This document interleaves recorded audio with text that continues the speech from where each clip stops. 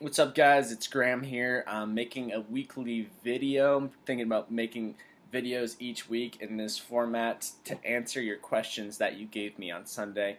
So I have your anonymous questions right here, and I'm going to take a knock at them. First, I'm going to do the easier ones, and then I'm going to move all the way to some of the more serious, tougher ones. All right, so here we go.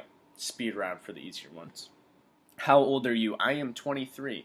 23 years old. I turned 23 in February 9th. Next, do you like Kanye? Kinda. I kinda like Kanye. So yes and no. Second, uh, let me see here. Can we defeat Harpeth Hill's youth group in an ultimate anime battle? That would definitely depend on what an ultimate anime battle looks like. I would need more detail on that. Alright, next. So we're going to move on to some of the tougher questions here. Here's one right here. This is a really good question.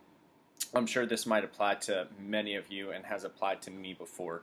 So it says, how do I encourage a friend who is depressed and struggling with life, faith, and relationships, but is too stubborn to get help?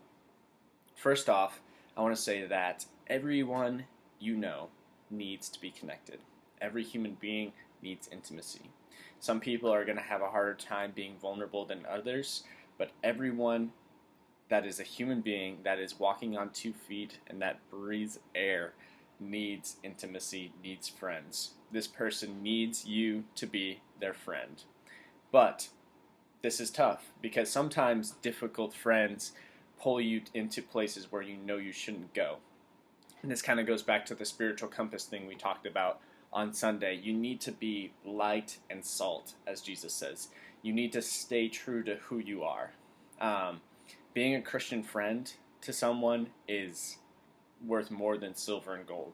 And this person needs to know who Jesus is through your actions, through your words, through what you do, and through what you don't do, quite frankly. So if you are close to this friend, I would recommend being very loving to them, being very kind to them, being very compassionate, empathetic. People need empathy, and especially speak truth into their life. If you are their friend and you have a close seat in their heart, speaking truth to them can be really useful. Even if it seems like they don't want to hear what you have to say, they are listening. You can't make them change. That's going to come from God, and that's going to come from inside themselves. But you can always speak truth. You can always act out Jesus in their life. And especially, they need to be connected with. And you probably know this already. But if this person is going to harm themselves or someone else, that's when pastors, counselors, parents, and hopefully not police, need to get involved immediately. So if you see red flags, if you see issues where this person is going to harm themselves or someone else, anything like that, get someone else. And don't be afraid to ask more questions or defer. You are not a professional counselor. Remember that. You can be a really good friend.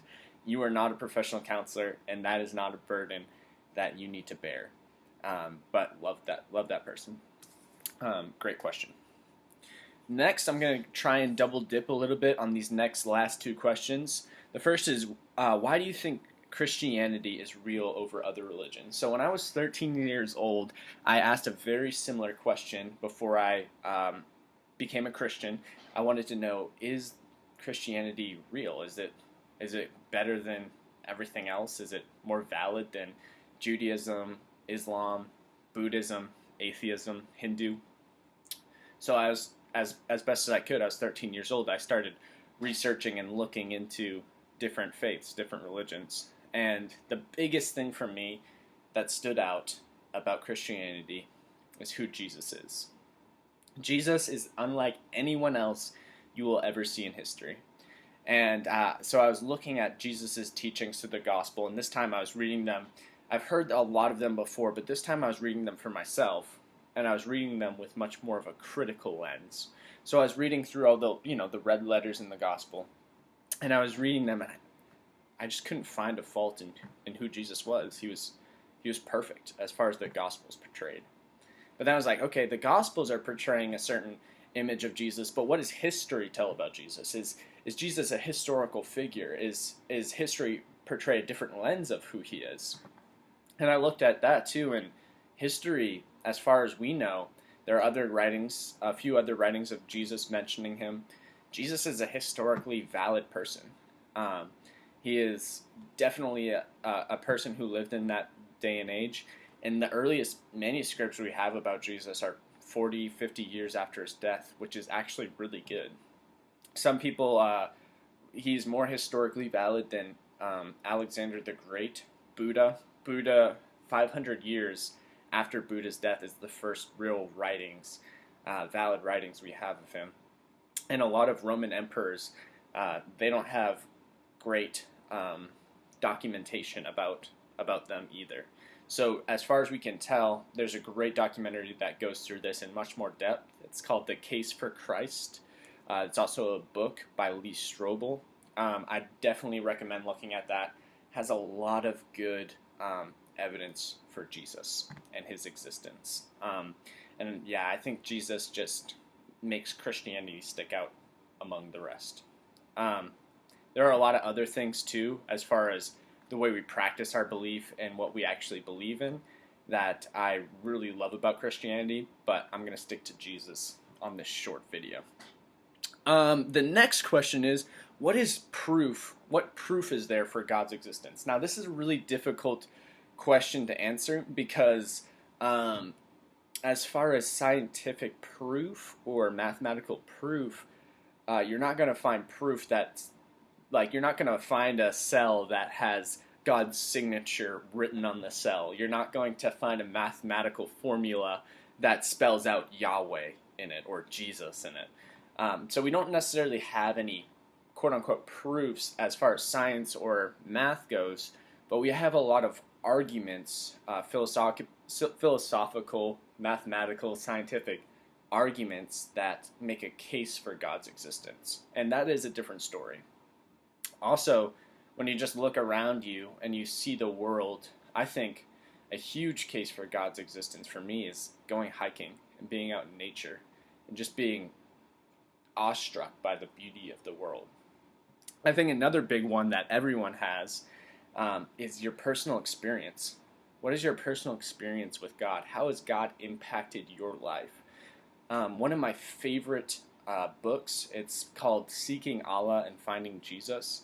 The main character, Adnan, was a Muslim, and he was debating whether he should be a Christian or a Muslim. And through a series of dreams and visions and different things like that, God basically impacted his life, and Jesus came into his life, and he knew that Christianity was the true faith for him. So I think experience is very valid for a proof for God. And is something that no one else can take from you, is your personal experience. So for some of you, this might look like having a relationship, a personal relationship with God. So whatever that looks like to you, it's important to check. Sorry, someone is blowing leaves off of the deck above me during my video. Anyway, so yeah, use your personal experience. It is a valid thing. And also, if you want to go into those philosophical arguments, if you want to go down that scientific or mathematical arguments route, you can always do that. But I think personal experience is something that will never fail you as far as that is concerned for proof for God. Anyway, guys, this is my quick blurb. Some great questions here. I hope you enjoyed this video, and I'll see you later. Bye.